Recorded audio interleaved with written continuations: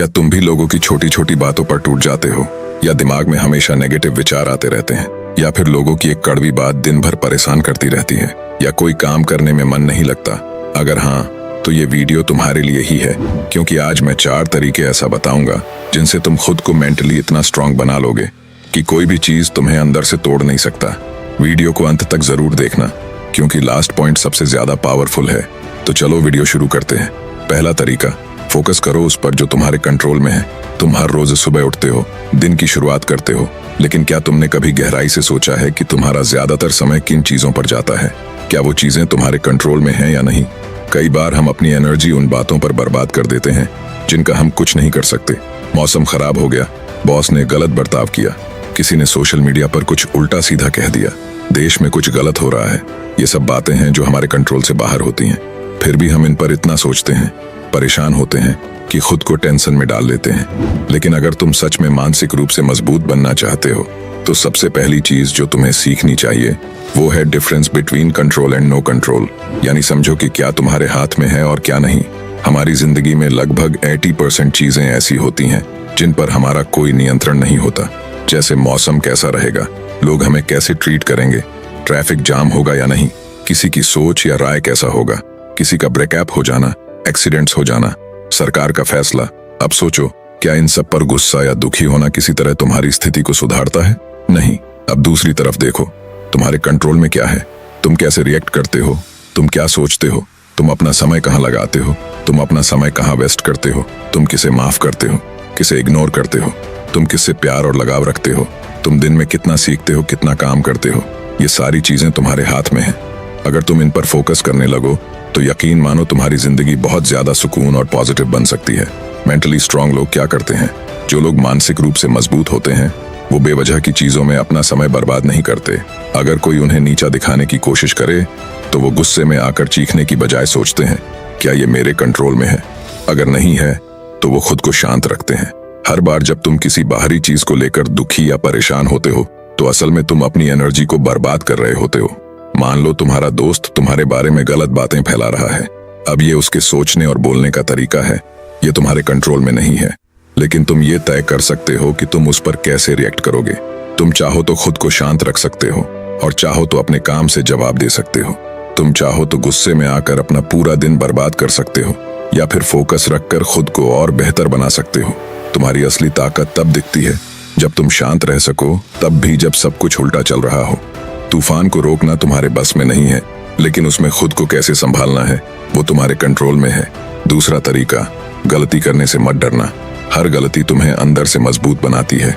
बहुत से लोग गलती करने से इसलिए डरते हैं क्योंकि उन्हें आलोचना का डर होता है। वे सोचते हैं, लोग क्या कहेंगे अगर मैं फेल हो गया तो? लेकिन अगर तुम इस डर में जीते रहोगे तो कभी कुछ नया नहीं कर पाओगे।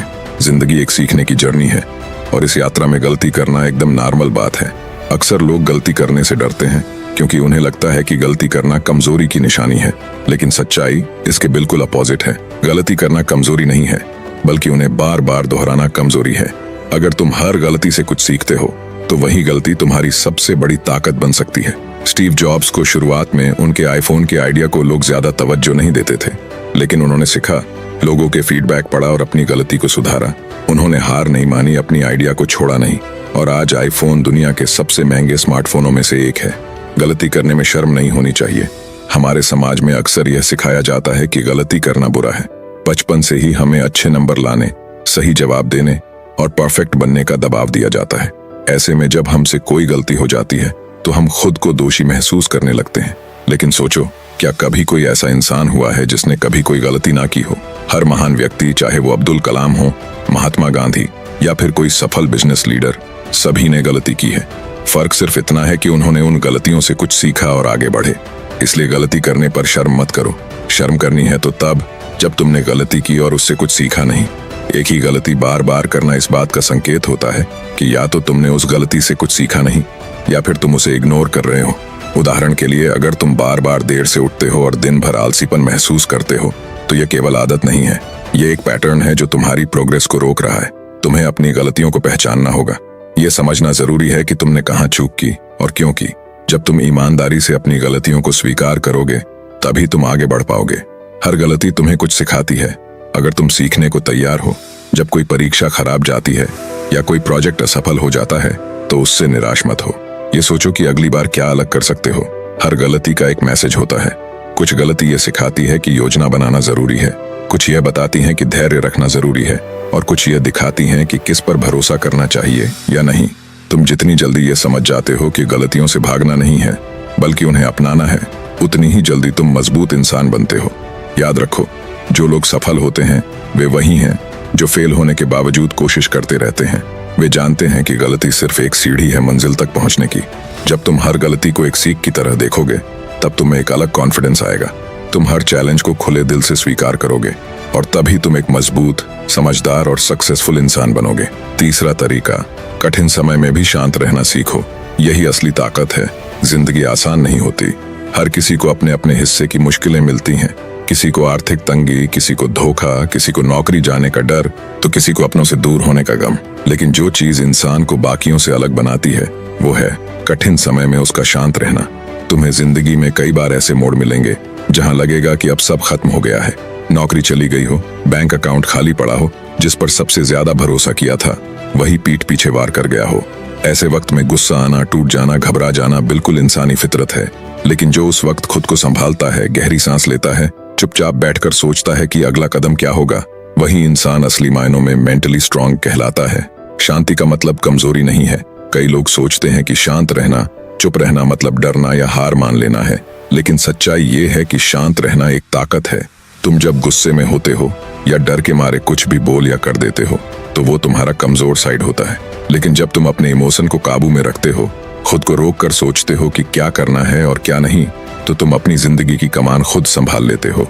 शांति का मतलब है तुमने हालातों को खुद पर हावी नहीं होने दिया, तुमने अपनी मानसिक स्थिति को बिगड़ने नहीं दिया। और जब मन शांत होता है तो सोच भी साफ होती है, और वही सोच तुम्हें सही फैसले लेने में मदद करती है। सोचने का वक्त लो, इमीडिएट रिएक्शन से बचो। तुम्हें किसी ने कुछ बुरा कहा, गुस्सा दिलाया, तुम्हारा पहला रिएक्शन होगा कि तुम भी कुछ कहो। लेकिन वहीं अगर तुम थोड़ी देर चुप रह जाओ, सोचो और फिर जवाब दो, तो बात बहुत अलग होगी। हर फैसला जो तुमने इमोशन में आकर लिया है उसका अफसोस बाद में होता है, चाहे वो गुस्से में नौकरी छोड़ देना हो या डर के मारे कोई काम न करना। लेकिन जो फैसले सोच समझ कर लिए जाते हैं वो लंबे समय तक तुम्हें स्ट्रांग बनाते हैं। मुसीबतें आएंगी, ये तय है, तुम चाहो या ना चाहो, मुश्किलें तो आएंगी ही। कोई भी जिंदगी एक सीधी लाइन में नहीं चलती। कई बार सब कुछ सही चल रहा होता है और अचानक कोई ऐसा तूफान आता है जो सब उल्टा कर देता है।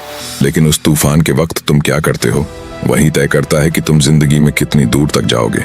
हर मुसीबत एक अपॉर्चुनिटी लेकर आती है, खुद को साबित करने का मौका, और वो मौका तुम्हें तभी नजर आएगा जब तुम शांत दिमाग से सोचोगे। तुम्हारी असली पहचान कठिन समय में ही सामने आती है। जब सब अच्छा चल रहा होता है, पैसा है, प्यार है, सफलता है, तब तो हर कोई खुश रहता है।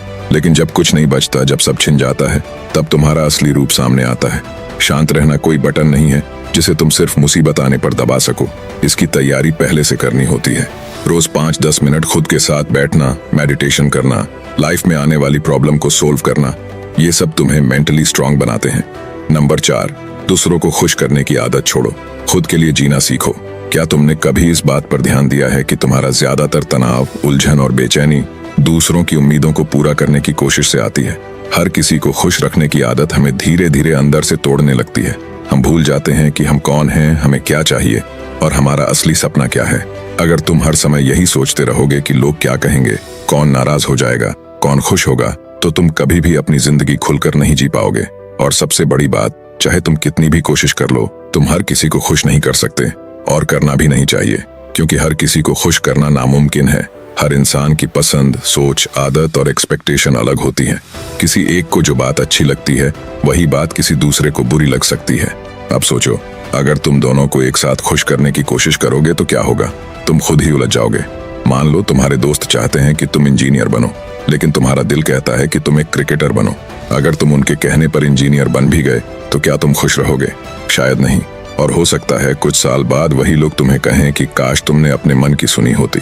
लोगों की राय बदलती रहती है, इसलिए सबसे अच्छा ये है कि तुम खुद के फैसले खुद लो और ना कहना सीखो। कभी कभी लोग इसलिए परेशान रहते हैं क्योंकि वे ना कहने से डरते हैं। उन्हें लगता है कि अगर उन्होंने मना कर दिया तो सामने वाला नाराज हो जाएगा। पर सच्चाई ये है कि जो लोग तुम्हारे ना को समझते हैं वही तुम्हारे सच्चे अपने होते हैं। हर बार हाँ कहना तुम्हें अच्छा इंसान नहीं बनाता। तुम्हें क्या पहनना है, क्या पढ़ना है, किससे मिलना है, क्या बनना है, ये सब फैसले तुम खुद लो। ये तुम्हारी जिंदगी है और इसका कंट्रोल किसी और के हाथ में नहीं होना चाहिए। अंत में एक बात याद रखो, तुम हर किसी को खुश नहीं कर सकते और करना भी नहीं। जो लोग सच में तुम्हारे अपने हैं वो तुम्हें वैसे ही अपनाएंगे जैसे तुम हो। इसलिए आज से ही तय करो, अब तुम खुद के लिए जियोगे, खुद के फैसले लोगे और सबसे जरूरी बात, दूसरों की मंजूरी के बिना भी खुश रहना सीखोगे। और ये बात ध्यान रखना, जैसे बॉडी को फिट रखने के लिए एक्सरसाइज करना पड़ता है, वैसे ही माइंड को फिट रखने के लिए भी दिमागी एक्सरसाइज करना पड़ता है। हर दिन कम से कम 10 मिनट मेडिटेशन करो और आधे घंटे कोई पेपर या बुक पढ़ने की आदत बनाओ। इससे तुम्हें काफी बेनिफिट मिलेगा। अगर बुक पढ़ना है तो ये वाला जरूर पढ़ लेना, जो हिंदी में भी मिल जाएगा। इस वीडियो में तुम्हें कुछ सीखने को मिला तो हमें लाइक और सब्सक्राइब कर सकते हो।